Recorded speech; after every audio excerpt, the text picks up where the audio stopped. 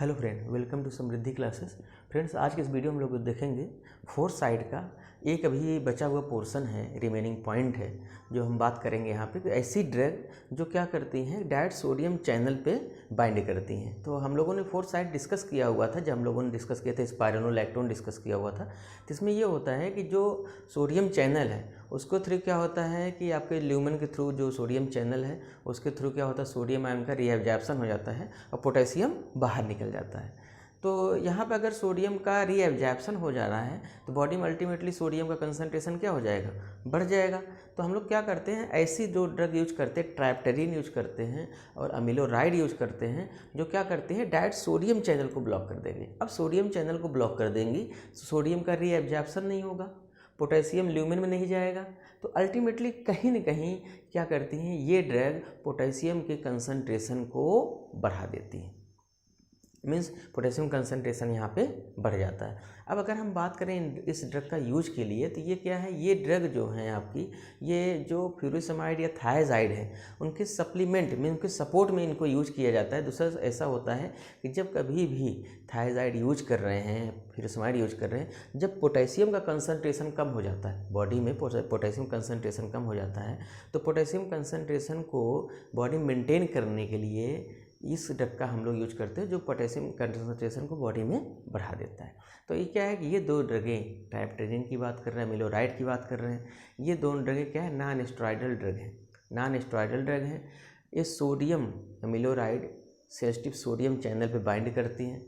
Bind करने के बाद क्या करती हैं, उसको ब्लॉक कर देती हैं, जिससे सोडियम का रीएब्जॉर्प्शन नहीं होता है।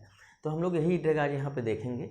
दूसरा चीज़ क्या है कि अगर हम मैकेनिज़्म की बात करें तो हम यहाँ आज बात कर रहे हैं कलेक्टिंग डक्ट की। अभी फोर्थ साइड कलेक्टिंग डक्ट की हम लोग बात करते हैं और उससे थोड़ा सा पोर्शन डीटी सेल का होता है, लेकिन मेनली जो होता है वो कलेक्टिंग डक्ट का ही होता है, कि जो फोर्थ साइड है वो कलेक्टिंग डक्ट पे ही सिचुएटेड होती है।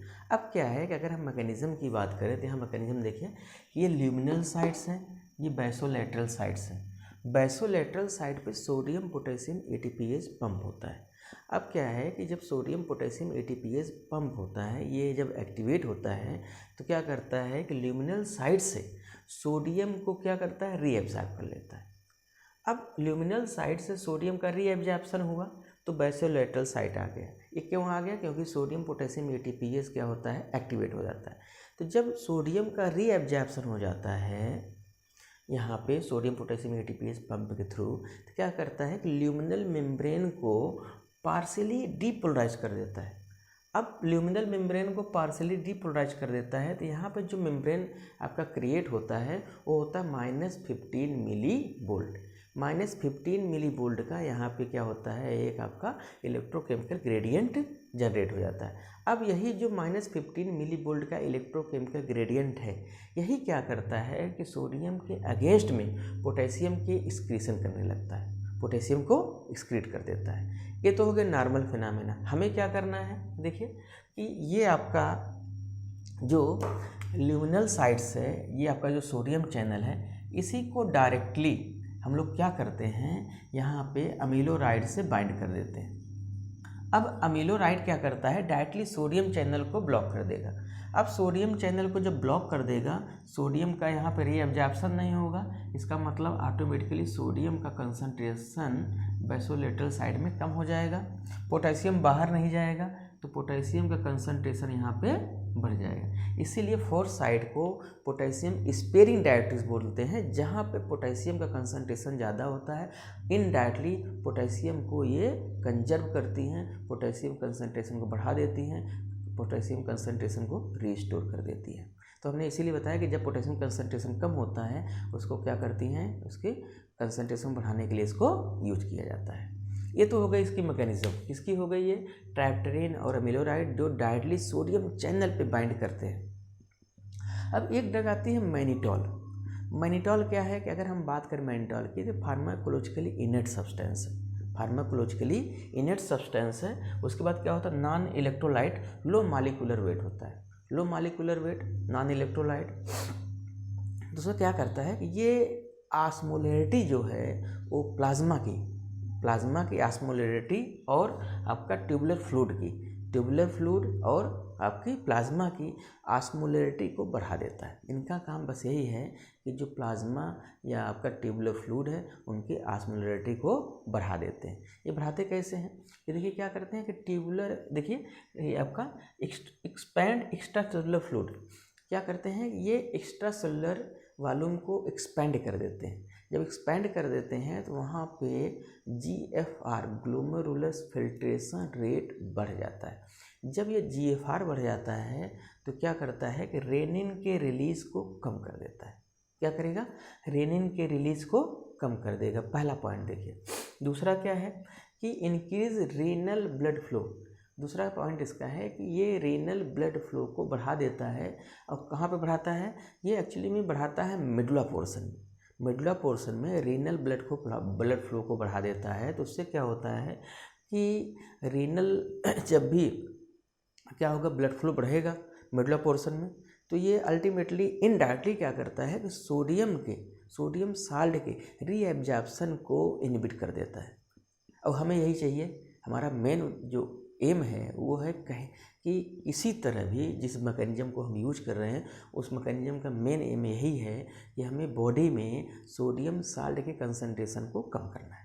तो सोडियम साल्ट कंसंट्रेशन यही कम कर रहे हैं कि हम लोग रीएब्जॉर्प्शन को कम कर दे रहे हैं। जब रीएब्जॉर्प्शन को कम कर देंगे तो ऑटोमेटिकली जो सोडियम आयन कंसंट्रेशन है वो क्या होगा, यूरिन के थ्रू बॉडी से बाहर निकल जाएगा। अब तीसरा पॉइंट देखिए, जो असेंडिंग लूप ऑफ हेनले है उसका क्या है। असेंडिंग लूप ऑफ हेनले क्या करता है, वहाँ पे ट्रांसपोर्ट सिस्टम को कम कर देता है। ट्रांसपोर्ट सिस्टम मतलब होता है कि जो आपका रीएब्जॉर्प्शन हो रहा है, जो हो रहा है, ठीक। तो यहाँ पे जो ascending loop of Henle means बात कर रहे हैं सेकंड साइड की। सेकंड साइड क्या है? असेंडिंग लूप ऑफ हेनले है।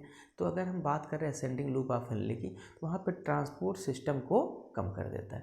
तो मैकेनिज्म जो आपका मैनिटॉल है इन्हीं मैकेनिज्म के थ्रू काम करता है। तो हमने बताया कि रेनिन के रिलीज को कम कर देता है। जब मेडुला में ब्लड का कंसंट्रेशन बढ़ा देगा तो वो भी ऑटोमेटिकली क्या कर, साल्ट के रीएब्जॉर्प्शन कम कर देता है, ठीक। तीसरा हमने आपको बता दिया कि जो असेंडिंग लूप ऑफ हेनले वहाँ पे भी क्या करता है कि ये साल्ट के रीएब्जॉर्प्शन को कम कर देता है। तो आप इस समझ चलिए कि अल्टीमेटली मैनिटॉल यूज करें, चाहे फ्यूरोसेमाइड यूज करें, या थायाजाइड यूज करें, चाहे स्पाइरोलैक्टोन यूज करें, चाहे अमीलोराइड या ट्राइप्टेरिन यूज करें, ये ड्रग का काम है कि जो सोडियम का रीएब्जॉर्प्शन हो रहा था इन सोडियम के रीएब्जॉर्प्शन को हमें बंद कर देना है। ये क्या होंगे, यूरिन थ्रू बॉडी से बाहर निकल जाएंगे। अब अगर हम बात करें ट्राइप्टेरिन अमीलोराइड की, तो अमीलोराइड आपकी जो ड्रग है वो 10 टाइम्स मोर पोटेंट देन ट्राइप्टेरिन। तो जो अमीलोराइड है वो सबसे ज़्यादा पोटेंट है अगर हम उसके कंपेरिजन किससे करें, ट्राइप्टेरिन की करें। तो आज हम लोगों ने यहाँ पे देखा है 2 ड्रगें हम लोगों ने यहाँ पे देखा। डाइट, ये तो मैकेनिज्म पहले हम लोगों ने डिस्कस किया हुआ, लेकिन बहुत अच्छे से समझ जाए इसको, क्योंकि कभी कभी ये पूछ लेता है diet acting sodium channel blocker. तो आप इसको फिगर बना लेंगे छोटा सा यहाँ पे और इतना लिख देंगे तो आपको भरपूर मार्क्स मिल जाएंगे। अब 1-2 बार पढ़ेंगे तो मुझे ये विश्वास है कि आपको ये मैकेनिज्म बहुत अच्छे समझ में आ जाएगी, लेकिन पूरा वीडियो देखेंगे तो ये हम लोगों ने आज यहाँ पे देख लिया है। डायबिटिक साइड में सोडियम चैनल ब्लॉकर, अमीलोराइड, ट्राइप्टेरिन, दूसरा हम लोगों ने मैनिटॉल देख लिया। अब हमारे पास क्लासिफिकेशन के बेस्ड हम लोग मैकेनिज्म की बात कर रहे हैं, तो बात अब बची हुई है केवल एक मैकेनिज्म की, वो है साइट फर्स्ट की। तो नेक्स्ट वीडियो में हम लोग साइट फर्स्ट की बात करेंगे। ये आपकी कौन सी ड्रग है, एसिटाजोलामाइड। तो ये तो हो गया फार्माकोलॉजी की। अगर मेडिसिन केमिस्ट्री से रिलेटेड कोई भी सिंथेसिस देखना है या SAR देखना है या यूजेस देखना है, कोई भी डाउट है तो हम डिस्क्रिप्शन बॉक्स में चैनल का नाम लिंक डाल देंगे, फार्मास्यूटिकल केमिस्ट्री बाय डॉक्टर आशीष श्रीवास्तव। तो वहाँ से देखेंगे तो आपको वहाँ जितनी भी डाउट्स हैं वो क्लियर हो जाएंगे, या कमेंट से आप डॉक्टर आशीष श्रीवास्तव से पूछ सकते हैं। तो हम लोग मिलते हैं नेक्स्ट वीडियो में एक नए टॉपिक, वो है आपका साइट फर्स्ट के साथ। Thank you.